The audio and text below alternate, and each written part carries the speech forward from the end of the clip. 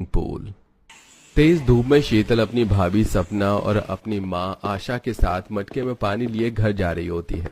तभी उन दोनों की नजर सूखी नदी पर पड़ती है और शीतल पुरानी लम्हों को याद करती है। सपना भाभी माँ, नदी में नहाने का मजा ही कुछ और है ना। हाँ, बहुत मजा आ रहा है। देखो, छोटे छोटे बच्चे भी आए हैं नदी में नहाने।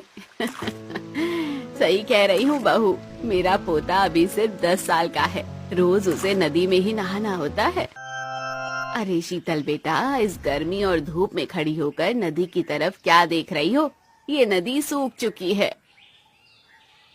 आंटी, भाभी, जब ये नदी पानी से लबालब भरी हुई थी तब कितना अच्छा लगता था। हम सब कैसे यहाँ पर आकर नहाया करते थे, मजे क्या करते थे। पर आज देखो, ये नदी पूरी तरह से सूख चुकी है।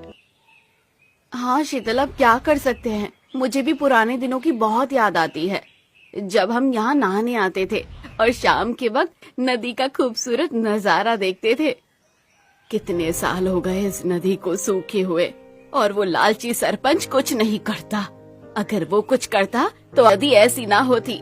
सास की बात को सुनकर सपना को भी अपने पुराने दिन याद आते हैं, जहां वो अपने परिवार के साथ हर रोज शाम को नदी किनारे काफी देर तक बैठने जाती और वहां बच्चों को खेलते हुए देखती।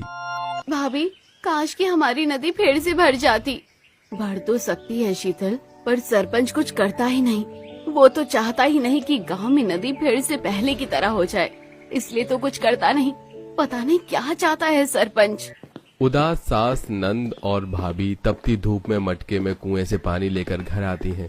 इसी तरह कुछ दिन बीत जाते हैं और एक दिन आशा के छोटे बेटे सूरज का फोन आता है, जो कि अमीर लड़की से शादी करके शहर में बसा हुआ था। आ गई तुझे अपनी माँ की याद? शादी करके तू गांव से क्या गया, वापस पलट के ही नहीं आया। माँ, मेरा और कविता का तो बड़ा दिल करता है गांव आने का, पर मेरी नौकरी भी ऐसी है कि मुझे आराम ही नहीं। मैं तो कहता हूँ आप लोग क्यों नहीं आ जाते हमसे मिलने। वैसे भी हमारी शादी को 1 साल हो गया है और हमने शहर में एक छोटी सी पार्टी रखी हुई है। अगर ऐसी बात है तो हम शहर जरूर आएंगे। इसी बहाने हम भी शहर घूम लेंगे। शहर जाने की बात को सुनकर पूरा परिवार काफी खुश होता है। कुछ ही दिनों में पूरा परिवार शहर जाता है, जहां कविता अपने ससुराल वालों को देखकर काफी खुश होती है और उन्हें बैठाकर एसी की ठंडी हवा में चाय नाश्ता करवाती है।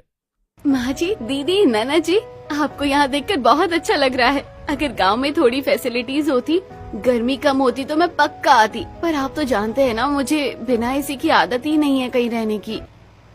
कोई बात नहीं भाभी, मुझे भी गर्व होता है गांव में लोगों को ये कहते हुए कि मेरे भैया